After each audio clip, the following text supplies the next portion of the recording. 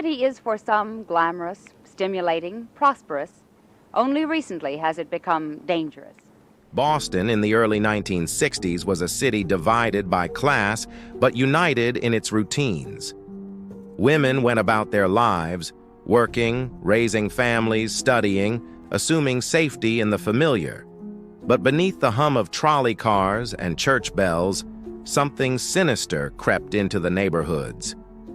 Between 1962 and 1964, 13 women, ranging from teenagers to grandmothers, were found murdered, most in their own homes. They weren't mugged in alleyways or attacked while walking alone at night.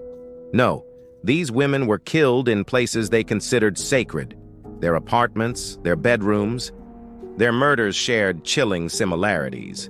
Many had been sexually assaulted, then strangled, often with items of their own clothing. And the most grotesque detail? The ligatures, stockings, scarves, belts, were often tied into a strange, stylized bow. It was methodical, intimate, personal. The press dubbed him the Boston Strangler, and just like that, fear took root across the city. Women changed how they lived overnight. Door chains were installed. Deadbolts were double-checked. Strangers were no longer greeted with New England courtesy. They were watched with suspicion. And Boston, for the first time in decades, didn't feel safe.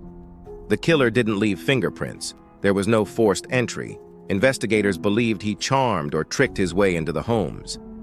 Some theorized he posed as a handyman or a delivery man. And despite massive police efforts, leads were scarce. The murders crossed neighborhoods and age groups, from the Back Bay to Dorchester, from college girls to elderly widows. It didn't follow a traditional pattern. It was erratic, the kind of case that eats away at detectives and shatters public trust. Then, in 1964, the city got a name: Albert DeSalvo. DeSalvo had been arrested for a completely unrelated series of crimes. He had a record: petty theft, B&E, assault. He'd also been charged with sexually assaulting several women in what the media called the Measuring Man and Green Man attacks. But what shocked authorities most was what came next. While in custody, DeSalvo began confessing, not just to assaults, but to the murders. All 13 of them, in vivid detail. He described crime scenes the public had never heard about. He knew how the women were positioned, what they were wearing, what they said. He reenacted the killings for psychiatrists, and while he wasn't a large man, his ability to blend in, to appear normal, even charming, made the confessions more terrifying. But there was a problem. None of the evidence from the crime scenes physically linked him to the murders. No fingerprints, no eyewitnesses, no DNA. This was decades before forensic testing reached that level. It all came down to his word. The city was split. Some believed DeSalvo was the killer. Others thought he was unstable, seeking attention, or even covering for someone else. The fact that he was never formally charged with the Boston Strangler murders only deepened the mystery. Instead, he was sentenced to life in prison for the unrelated sexual assaults. And in 1973, before any additional questions could be answered, he was stabbed to death in Walpole State Prison, a violent end to a man surrounded by even more violent rumors. For decades, the case sat in a strange limbo. The crimes stopped after DeSalvo's arrest. That was true. His confessions were specific, true again, but doubts lingered. Some victims didn't fit the same M.O. Some were younger, others older, and several were murdered in ways inconsistent with the others. Were there multiple killers? A copycat?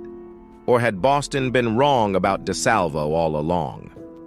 In 2013, 50 years after the last murder, science finally caught up to suspicion. Thanks to advances in DNA testing, investigators obtained a sample from DeSalvo's nephew and used it to link DNA at the scene of Mary Sullivan's murder, the final victim, to Albert DeSalvo himself.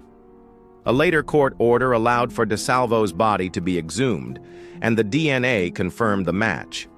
For the first time, A scientific link tied DeSalvo to at least one of the Boston Strangler murders.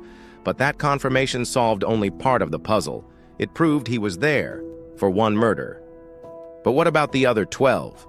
Did he kill them all or just some? And if not him, then who? The Boston Strangler case still haunts the city, not just for the brutality, but for the gray areas that remain.